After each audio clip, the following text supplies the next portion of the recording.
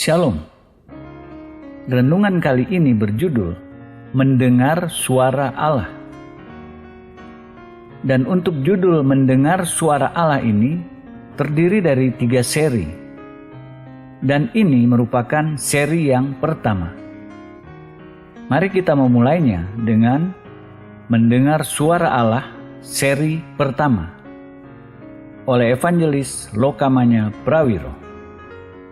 Kita akan berbicara mengenai bagaimana mendengar suara Allah. Kita akan belajar cara-cara praktis agar kita bisa mendengar suara Allah dengan jelas dan langsung diterapkan saat ini juga, sementara kita belajar kebenaran-kebenaran Allah. Ini adalah jenis pelajaran yang dalam sekali. Banyak orang bertanya-tanya, bagaimana mereka bisa mendengar suara Allah? Ada yang mengatakan, agar bisa mendengar suara Allah, kita harus berdoa secara khusyuk. Kita harus mengetahui banyak hal mengenai ini dan itu. Namun ketika mereka mulai mencobanya, mereka tidak dapat menerapkannya. Seorang guru yang baik mengajar sesuatu yang rumit menjadi kebenaran yang sederhana. Sering yang terjadi sebaliknya. Banyak guru membuat rumit apa yang mereka ajarkan, sehingga para murid tidak tahu apa yang harus mereka lakukan sesudahnya. Mereka mengatakan, mereka mengerti apa yang guru mereka katakan, namun mereka tidak tahu bagaimana menerapkannya. Kita akan belajar cara-cara praktis yang dapat langsung diterapkan. Dengan mengaplikasikan firman Tuhan, kita akan mempraktekkan bagaimana mendengar suara Allah dengan jelas. Karena itu inti kehidupan Kristen. Kita tahu firman Tuhan, kita tahu membenci sesama berdosa, kita tahu membunuh orang berdosa, kita tahu mencuri dan berbohong berdosa. Kita semua tahu tentang dosa, namun kita tidak bisa menemukan pasal-pasal dalam Alkitab yang menunjukkan apakah pekerjaan kita yang Allah kehendaki, apakah anak-anak kita bersekolah sesuai kehendak Allah. Semua petunjuk Allah ada dalam pasal dan ayat kitab suci yang Allah berikan kepada kita. Suara Roh Kudus berbicara setiap hari kepada kita agar kita mengerti jelas kehendak Allah. Kita melihat panggilan Allah, suatu tujuan besar yang kita tahu bahwa suatu hari kita akan berada di sana. Kita tahu apa yang Allah taruh dalam hidup kita. Kita dapat melihat di mana diri kita akan berada dalam beberapa tahun lagi. Kita hanya tidak tahu dari mana kita harus mulai saat ini untuk mencapai tujuan itu, baik dalam kekristenan kita, dalam pelayanan kita, dalam bisnis kita, dalam keluarga kita, dalam hubungan kita. Kita tahu setiap aspek hidup kita. Hanya saja dikatakan dalam Yakobus 1 ayat 6-8, hendaklah ia memintanya dalam iman dan sama sekali jangan bimbang. Sebab orang yang bimbang sama dengan gelombang laut yang diombang-ambingkan kian kemari oleh angin. Orang yang demikian janganlah mengira bahwa ia akan menerima sesuatu dari Tuhan.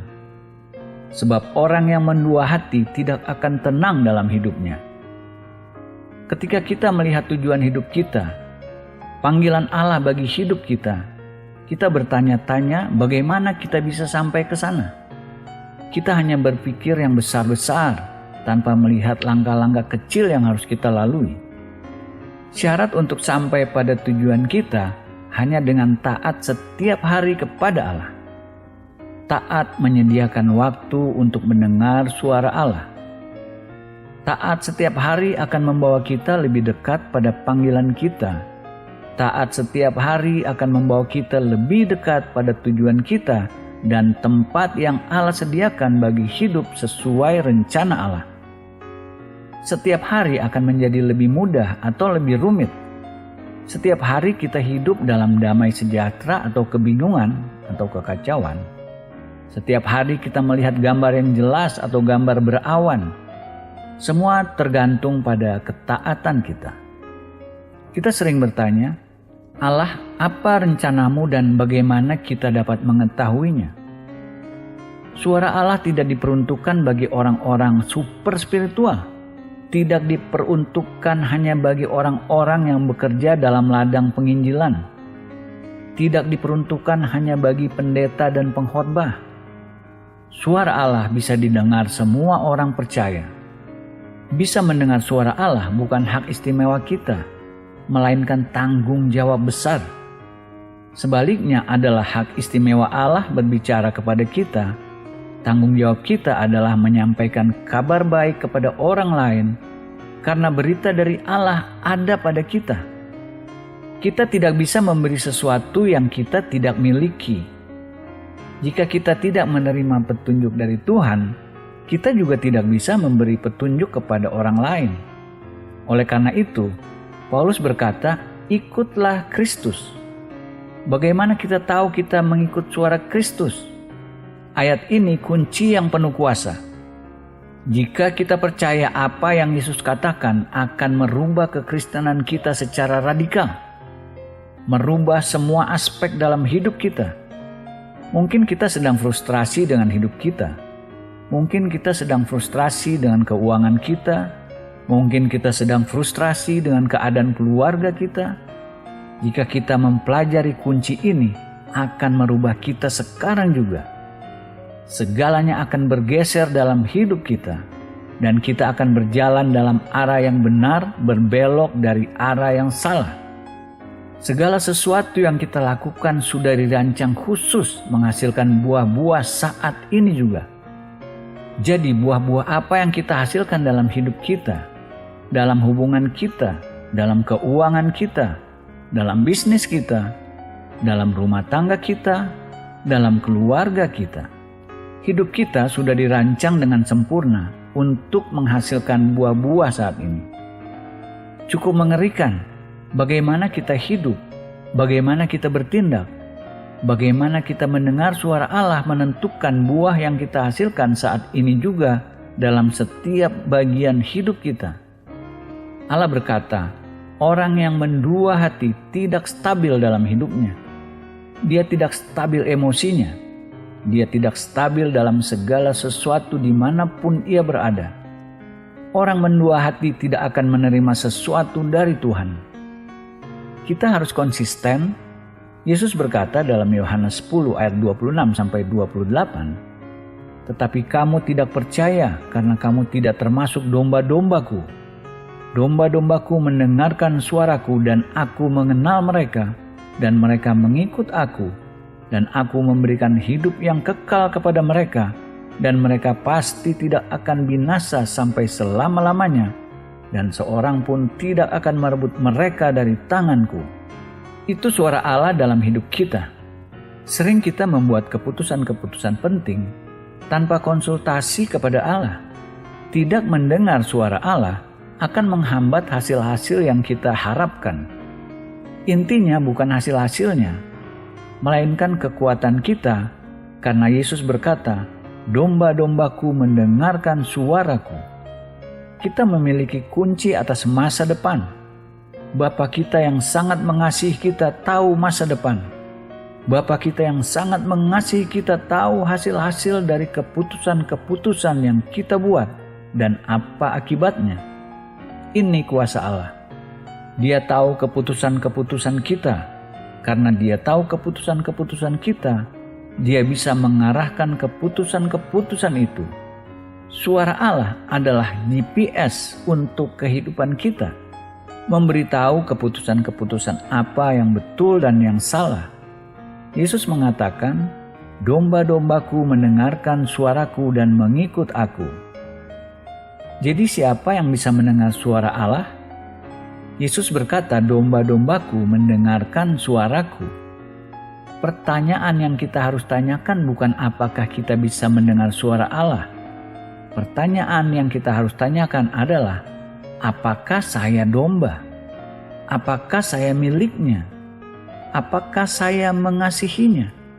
Apakah saya mengikutinya? Ini pemikiran yang radikal. Ini pemikiran yang dapat merubah hidup kita. Kita tidak perlu mencari-cari untuk mendengar suara Allah. Kita tidak perlu minta kepadanya untuk berbicara. Allah berbicara kepada kita langsung setiap saat. Kuncinya adalah menjadi domba miliknya. Jadi kuncinya bukan mencari Allah untuk berbicara kepada kita, karena setiap kata yang Allah katakan adalah kekal. Setiap kata yang Allah katakan berlaku dalam masa kini. Setiap janji yang Dia ucapkan berlaku kekal selama-lamanya di masa lalu, masa kini, dan masa depan. Setiap kata yang Dia ucapkan untuk kita. Bahkan janji Yesus, orang-orang diselamatkan dalam perjanjian lama karena Kristus.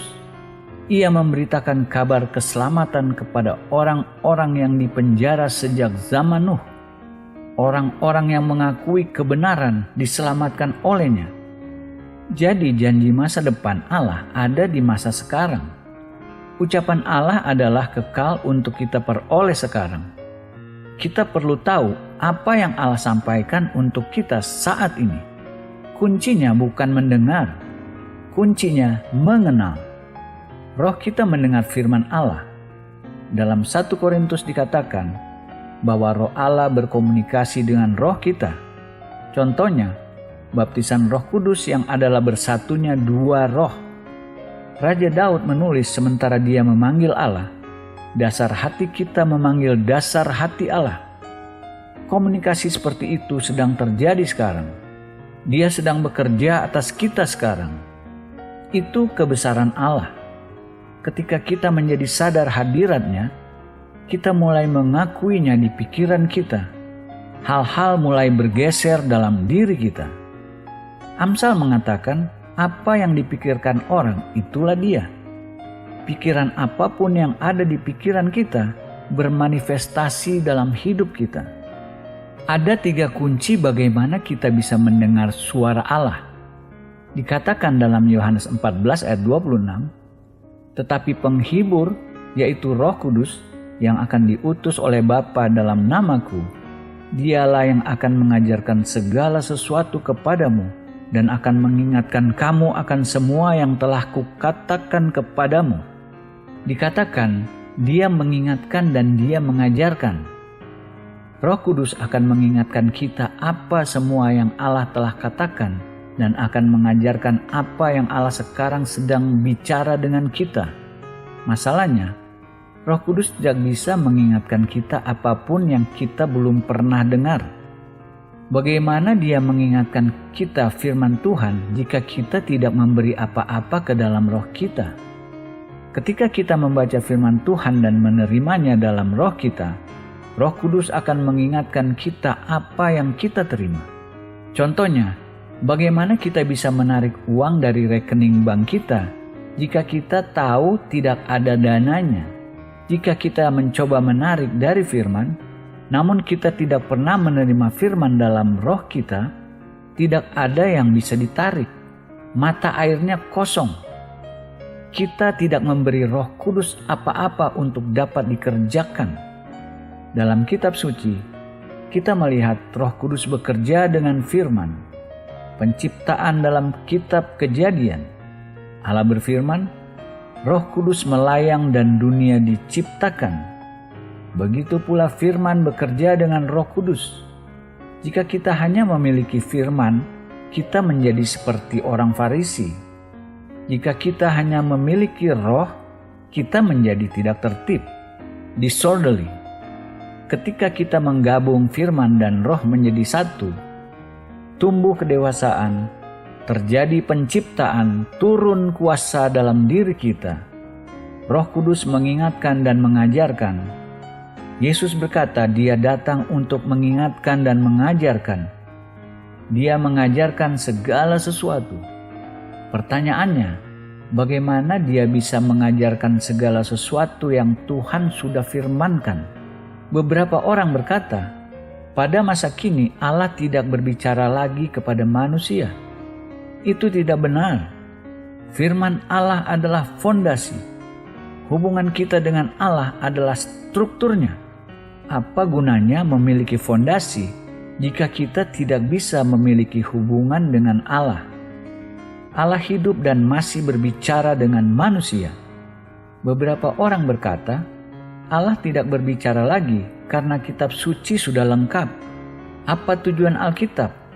Tujuan Alkitab adalah untuk menghubungkan kita dengan Allah, membangun hubungan kita dengan Allah. Apa gunanya memiliki hubungan jika kita tidak bisa berkomunikasi dengan Allah? Jadi firman Allah sudah lengkap dan itu sebabnya kita bisa mendengar suara Allah karena firman Allah yang menghubungkan. Kunci pertama untuk mendengar suara Allah adalah firman Allah yang membangun hubungan kita dengan Allah.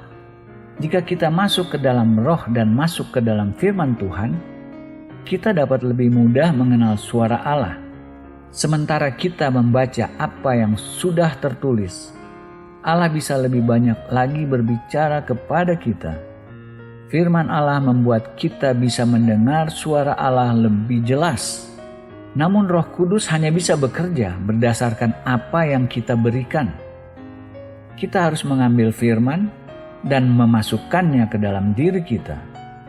Begitu banyak orang Kristen mencoba membuat hukum-hukum spiritual tanpa memberi makanan spiritual. Jangan membohongi diri sendiri.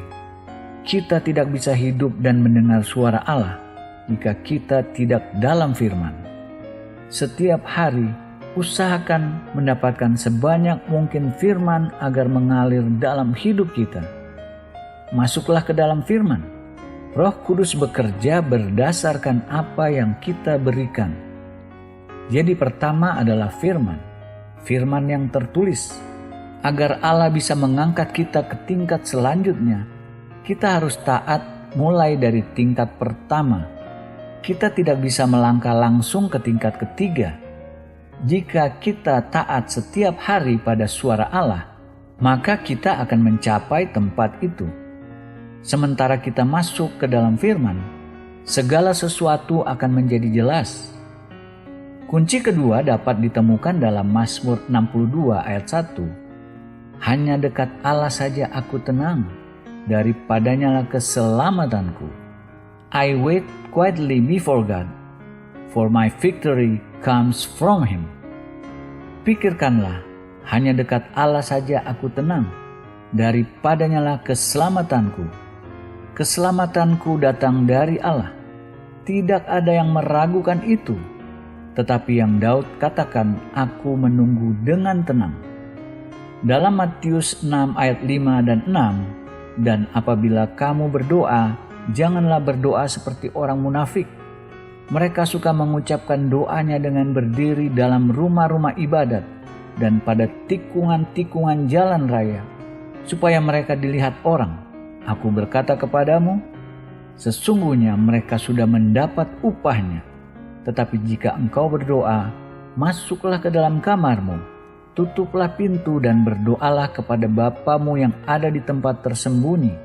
Maka Bapamu yang melihat yang tersembunyi akan membalasnya kepadamu. Kita melihat Yesus memisahkan diri dari kerumunan orang dan mencari tempat untuk berdoa. Doa pribadi menghasilkan kuasa. Tidak ada demonstrasi kuasa di depan umum jika tidak ada doa pribadi. Ketika kita berdoa, Kitab Suci mengatakan berdoalah di tempat tersembunyi dalam ketenangan, silence. Tenang dalam berdiam diri, stillness. Berdiam diri sangat susah. Ciptakan atmosfer. Atmosfer penting. Ciptakan atmosfer tenang tanpa apa-apa. Tidak ada yang bicara. Setiap hari kita harus menemukan tempat tersembunyi di mana kita bisa menyendiri, tenang dengan menyingkirkan gangguan dari luar. Berdiam diri adalah cara menenangkan jiwa. Berdiam diri atau stillness, menyingkirkan diri sendiri, menyingkirkan kemarahan, menyingkirkan dendam dan tidak mau mengampuni orang lain. Berdiam diri adalah menyingkirkan gangguan emosional. Berdiam diri adalah pertempuran dalam pikiran kita ketika kita berdoa. Lebih banyak yang bisa kita capai tanpa membuang waktu dalam berdoa. Daripada mengemis dengan menangis pada Allah untuk mendengar kita. Berharap Allah ada di sana dan mendengar. Setiap kali kita melakukan itu, tidak ada komunikasi dengan Allah karena kita tidak percaya Dia mendengar. Tetapi berdiam diri, stillness, menenangkan kedagingan kita yang adalah keraguan dan menumbuhkan iman. Dan iman percaya bahwa Allah mendengar. Iman percaya maksud Allah Bapa. Itu adalah iman. Kedagingan meragukan. Roh percaya. Jadi ketika kita berdoa, kedagingan tidak bisa diterapkan. Bagi Allah itu bukan komunikasi. Kita menumpahkan semua emosi kita dalam doa-doa. Kita menumpahkan semua air mata kita dalam doa-doa. Kita menumpahkan semua frustasi kita dalam doa-doa. Kita menumpahkan semua kemarahan kita dalam doa-doa. Kita mencoba menggerakkan Allah dengan emosi kita ketimbang iman kita. Kerasnya suara kita tidak ada pengaruhnya. Koneksi yang menentukan. Koneksi adalah iman. Karena ada koneksi, kita dapat menghampiri Allah dengan berani. Ketika Yesus berdoa kepada Bapa di sorga, Ia tidak berkata, "Bapa, tolong aku," karena Ia memiliki koneksi langsung dengan Bapa, dan Bapa menjawab. Berdoa secara pribadi menenangkan pikiran dan membuat diam pikiran. Damai sejahtera masuk ke dalam hati kita. Iman membawa damai sejahtera. Keraguan membawa kekhawatiran. Iman kunci untuk berdiam diri. Keraguan membawa kebingungan dan kekacauan. Jadi intinya belajar mengenal suara Allah. Seperti dikisahkan dalam Samuel 3 ayat 1-10. Samuel yang muda itu menjadi pelayan Tuhan di bawah pengawasan Eli. Pada masa itu firman Tuhan jarang. Penglihatan-penglihatan pun tidak sering. Pada suatu hari, Eli matanya mulai kabur dan tidak dapat melihat dengan baik, sedang berbaring di tempat tidurnya. Lampu rumah Allah belum lagi padam. Samuel telah tidur di dalam bait suci Tuhan, tempat tabut Allah. Lalu Tuhan memanggil, "Samuel, Samuel," dan ia menjawab, "Ya Bapa." Lalu berlarilah ia kepada Eli serta katanya, "Ya Bapa, bukankah Bapa memanggil aku?" Tetapi Eli berkata, "Aku tidak memanggil, tidurlah kembali." Lalu pergilah ia tidur. Dan Tuhan memanggil Samuel sekali lagi. Samuel pun bangunlah, lalu pergi mendapatkan Eli serta berkata, "Ya Bapa, bukankah Bapa memanggil aku?" Tetapi Eli berkata, "Aku tidak memanggil anakku, tidurlah kembali." Samuel belum mengenal Tuhan. Firman Tuhan belum pernah dinyatakan kepadanya. Dan Tuhan memanggil Samuel sekali lagi untuk ketiga kalinya. Ia pun bangunlah, lalu pergi mendapatkan Eli serta katanya, "Ya Bapa, bukankah Bapa memanggil aku?" Lalu mengertilah Eli bahwa Tuhanlah yang memanggil anak itu. Sebab itu berkatalah Eli kepada Samuel, "Pergilah tidur, dan apabila ia memanggil engkau, katakanlah, 'Berbicaralah Tuhan, sebab hamba-Mu ini mendengar.'" Maka pergilah Samuel dan tidurlah ia di tempat tidurnya. Lalu datanglah Tuhan berdiri di sana dan memanggil seperti yang sudah-sudah, "Samuel, Samuel." Dan Samuel menjawab, "Berbicaralah, sebab hamba-Mu ini mendengar." Kisah mengenai Samuel dalam Samuel 3 ayat 1-10 bukan mengenai mendengar, melainkan mengenal. Samuel sudah mendengar Allah, ia hanya tidak mengenal suara Allah. Eli yang mendidik Samuel harusnya sudah memanggilnya. Namun setelah ketiga kali ia baru sadar itu suara Tuhan. Maka ketika ia mendengar Allah, Samuel menjawab, "Di sini hamba-Mu." Ini sebuah bukti Allah bisa berbicara kepada kita. Tetapi kita tidak tahu karena kita tidak mengenal suaranya. Itu sebabnya tenang atau silence begitu penting. Itu sebabnya berdiam diri, stillness, begitu penting. Kita terlalu sibuk dengan kehidupan kita. Mungkin setelah beberapa hari kita baru sadar suara Allah mencoba berbicara kepada kita. Sementara kita berdiam diri menenangkan kedagingan kita dengan iman, kita perlu menyendiri tanpa seorang pun mendengar.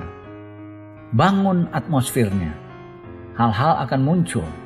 Kita akan sadar itu suara Allah dan kita harus bertindak atasnya. Ketika kita bertindak, hal-hal akan berubah. Lingkungan kita akan berubah. Kita harus taat mengikuti suara Allah setiap hari. Kita akan makin dekat dengan Allah. Katakan pada Allah setiap pagi, pimpin saya hari ini. Roh Kudus, saya harus mendengar suaramu setiap hari. Mujizat-mujizat akan terus-menerus mengalir. Pintu-pintu akan terbuka. Kesempatan-kesempatan akan datang. Kita tinggal melangkah masuk. Jadi, tenang adalah kunci. Karena ada 3 suara yang selalu berbicara dalam hati kita.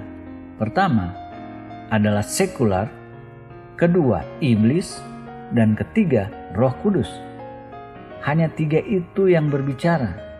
Setiap hal yang kita dengar berasal dari sekular, iblis, atau Roh Kudus.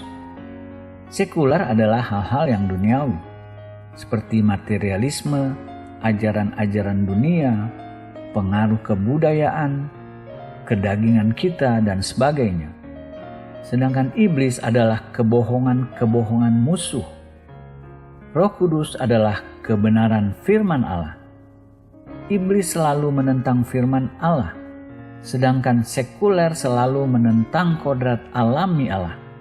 Itu sebabnya sekular sulit untuk dideteksi. Sekular sering kelihatan seperti roh. Sekular masuk ke dalam setiap aspek kehidupan kita. Banyak orang kembali kepada kehidupan lama yang tercela, bukan karena bergabung dalam sekte-sekte, karena mereka terlalu sibuk dengan pekerjaannya atau keluarganya. Mereka kehilangan koneksi. Sekular mempengaruhi lebih banyak orang percaya daripada iblis, karena sekular berkontradiksi dengan kodrat Allah. Itu lebih sulit untuk dideteksi. Mendengar suara Allah membuat kita lebih mengerti kodratnya. Jadi, iblis berlawanan langsung dengan firman.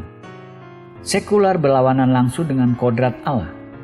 Namun Roh Kudus bersekutu dengan firman dan kodrat Allah. Kita harus belajar membedakan keduanya. Ini penting. Jadi pertama, firman Allah. Kedua, tenang. Dalam tenang kita bisa membedakan antara sekular, iblis, dan Roh Kudus. Ketiga adalah taat. Taat membuat kita bisa mendengar suara Allah. Mazmur 37 ayat 23, Tuhan menetapkan langkah-langkah orang yang hidupnya berkenan kepadanya. Hal-hal yang tidak penting bagi kita, penting bagi Allah. Percayai Allah saja. Dia senang dengan hal-hal kecil dalam hidup kita. Dia peduli pada kita. Serahkan masalah kita padanya. Alkitab berkata, Tuhan mengarahkan langkah-langkah orang yang hidupnya berkenan kepadanya. Hiduplah dalam ketaatan. Dosa tidak menghalangi Allah berbicara. Dosa menghalangi kita bertobat. Dosa mengacaukan. Ketidaktaatan mengacaukan. Ketika Allah berbicara, menunda-nunda adalah bentuk ketidaktaatan. Kita ingin hidup dalam kehendak Allah yang sempurna. Yesus berkata, seorang pun tidak akan merebut mereka dari tanganku. Karena kita mendengar suara Allah, tempat yang paling aman adalah taat kepada Allah. Tempat paling aman untuk keluarga kita adalah taat kepada Allah. Di mana suara Allah berada, Dia suka setiap detail dari hidup kita. Semua hal berarti. Taat dalam hal-hal kecil, karena itu kehendak sempurna Allah. Taat dalam hal-hal kecil tidak berarti bagi orang lain, namun berarti bagi Allah. Amsal 3 ayat 6, akuilah Dia dalam segala lakumu, maka Ia akan meluruskan jalanmu. Syarat agar Dia meluruskan jalan kita, Kita harus mengakui Dia dalam segala laku kita. Dalam segala hal, Dia akan meluruskan jalan kita. Sementara kita taat kepada Allah, ketaatan meluruskan jalan kita. Yesus berkata, jika kita setia dalam hal yang kecil, Dia akan memberi upah yang lebih besar.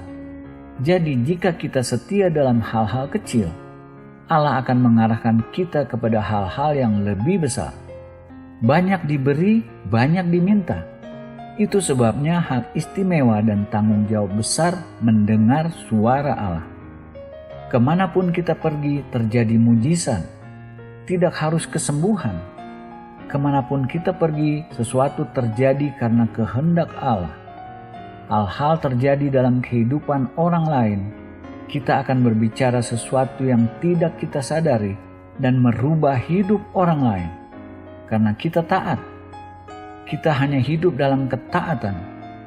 Itu yang Yesus lakukan dalam Yohanes 5 ayat 19. Sebab apa yang dikerjakan Bapa, itu juga yang dikerjakan Anak. Dia refleksi cermin apa yang Allah perlihatkan. Jika kita melakukan itu kemanapun kita pergi, kita akan mendapat berkat dan kemurahan hati dari orang lain. Kita mendapat pencerahan. Jadi pertama adalah firman Allah. Hidup dalam firman Allah agar Roh Kudus dapat mengingatkan dan mengajarkan.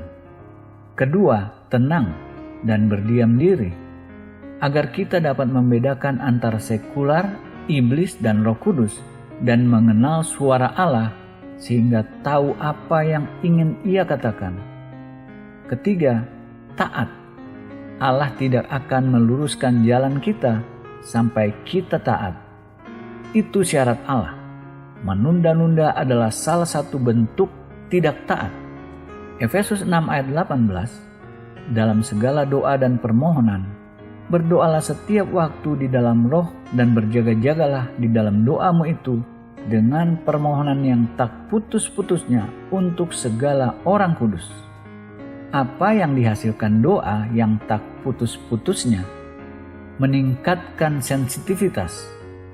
Sensitivitas dari Allah yang akan menyelamatkan kita. Sensitivitas akan menyelamatkan kita dari membuang-buang waktu. Daud mengalaminya waktu membangun bait suci. Simpson mengalami kehilangan kekuatan supernaturalnya. Sensitivitas menyelamatkan kita dari kebangkrutan. Sensitivitas menyelamatkan kita dari kehilangan sumber daya. Karena sensitivitas, Yusuf menjadi berkat bagi banyak orang. Sensitivitas menyelamatkan kita dari kebingungan.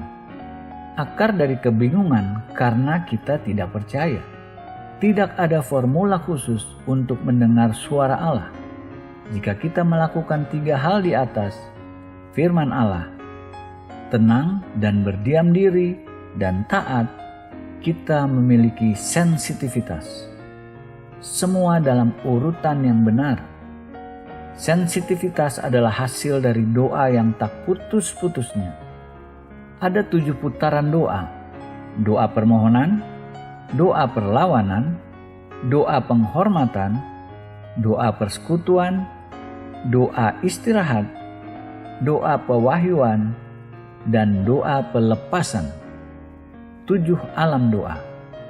Filipi 4 ayat 6. Janganlah hendaknya kamu khawatir tentang apapun juga, tetapi nyatakanlah dalam segala hal keinginanmu kepada Allah dalam doa dan permohonan dengan ucapan syukur. Allah menghendaki permohonan kita. Kita harus belajar untuk menerima berkat. Jangan merasa bersalah untuk minta kepada Allah. Tidak ada salahnya minta kepada Allah. Ini bukan teologi kemakmuran. Ini doa permohonan. Doa perlawanan. Yakobus 4 ayat 7. Karena itu tunduklah kepada Allah dan lawanlah iblis, maka ia akan lari daripadamu. Jangan dibuat rumit. Ini peperangan rohani. Yesus sudah mengalahkan iblis 2000 tahun yang lalu. Tidak ada alasan untuk memerangi. Ini bukan pertempuran kita. Pertempuran rohani dilakukan oleh Tuhan sendiri. Doa penghormatan, Yohanes 4 ayat 24, dan barang siapa menyembah Dia harus menyembahnya dalam roh dan kebenaran.